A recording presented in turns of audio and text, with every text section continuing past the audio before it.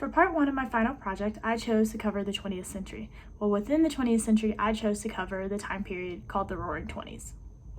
The Roaring Twenties mainly occurred in the US, but there were countries in Europe that did participate in this, and even France called this time period, the Roaring Twenties, the crazy year.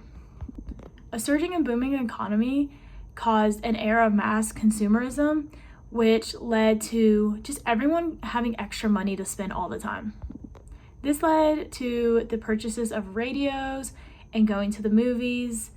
3/4 of the population would go to the movies every single week.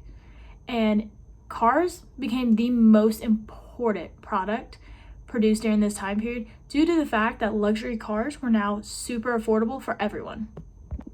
The reason I chose and love this time period so much is purely because of the high fashion. I love the knee-length dresses with all the fringe pieces hanging off so that when you dance, it gives you a fun little flowy movement to your dancing and your outfit. I also love the headbands they used to wear that were either lace or pearl or had sparkles in them and had a huge feather coming out the side. And I even loved what the guys wore during the time. Overall, I love the high fashion within the Roaring Twenties. I just think it's fun, and I feel like we've kind of lost that in today's society with our clothing choices.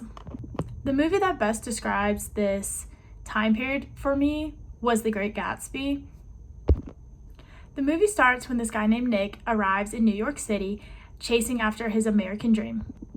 Shortly after he arrives in New York, he moves next door to a millionaire named Jay Gatsby, who conveniently lives across the lake from his cousin Daisy, who is married to Tom.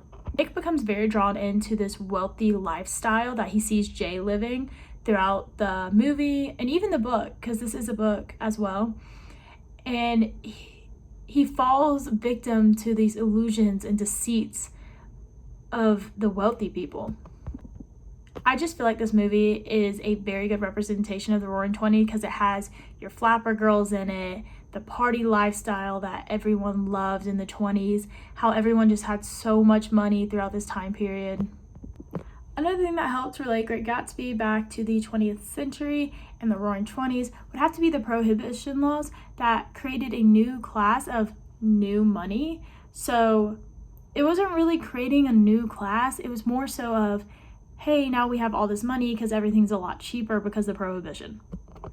And because of this caused a lot of Americans to break down the barriers of society and create an upper class and a lower class.